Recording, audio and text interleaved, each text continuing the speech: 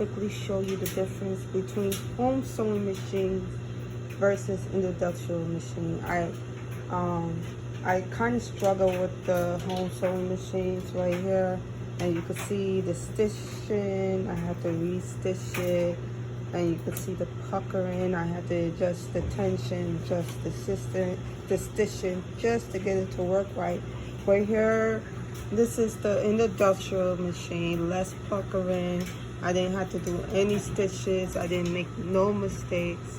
So I just want to briefly show you that the industrial is a way better quality.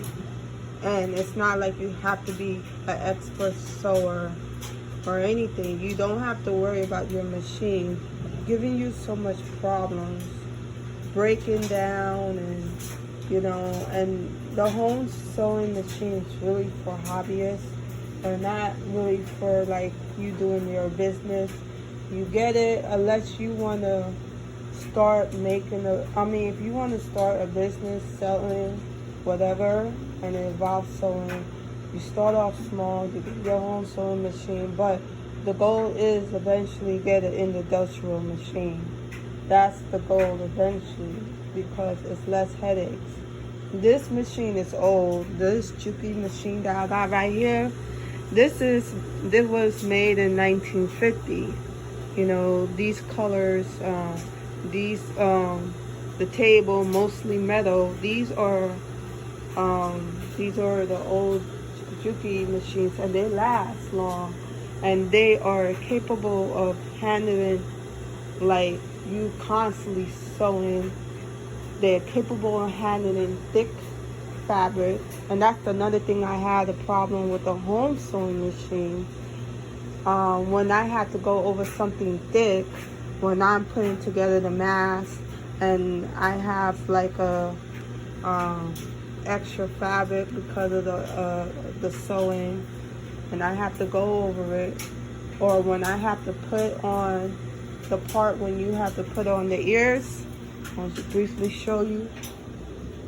Like this is my sun mask I did, and when you have to sew these thick parts, it becomes difficult for the home sewing machine to handle. I did this on my home sewing machine. Did I? Yeah, I did it on the home sewing machine, but I had a hard time, and I had to sew slow. I had to take my time because I didn't want to mess it up.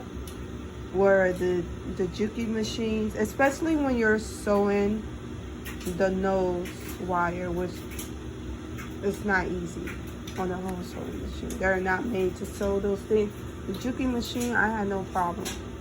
No problem. It makes it a lot easier to do the nose wire. It has a nose wire inside. You know, it has, you see that?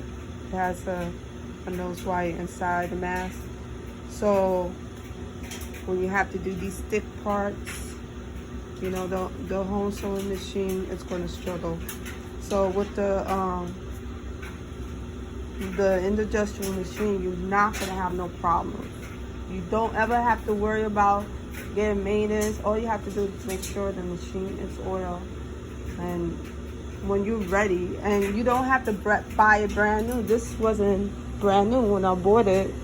It was $400. I paid $400 for this machine when I bought it years ago. And you could still get an industrial machine, a used one like this.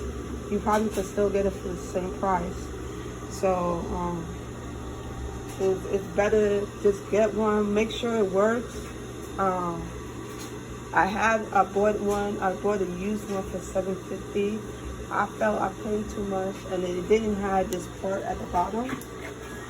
It was a walker machine, a walker industrial machine. This is just a regular straight stitch machine, but a walker Juki machine or walker machine, they would a walker machine, right? They're made to sew like thick material, like if you're doing leather, you know, furniture, like really bulky stuff. And this part was missing. This tray here was missing, and I shouldn't have bought it. I regret buying it because What happened is when I was moving, they took the table apart, so because of the weight. So when they took the machine off, they damaged the bottom part of it, and since then I couldn't get it to work. After a couple years, it just didn't work no more, and so I had to end up buying a similar sewing machine. That's why I purchased the new one, the one that you can make bags. I had to buy a new one. So what I'm just saying to y'all, if y'all decided y'all want to go, I'm sorry about the camera. If y'all decide y'all want to go and do business, you gotta get an industrial machine. You need it. Okay? And I was watching a YouTuber at the time when we had a pandemic, and she was making masks, donating to the hospitals. Her sewing machine broke down, but somebody was really nice and donate her a new sewing machine.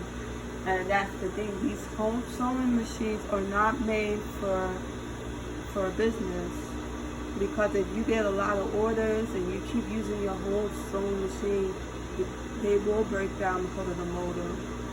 So you want to eventually get an industrial machine, and you don't have to get a new one.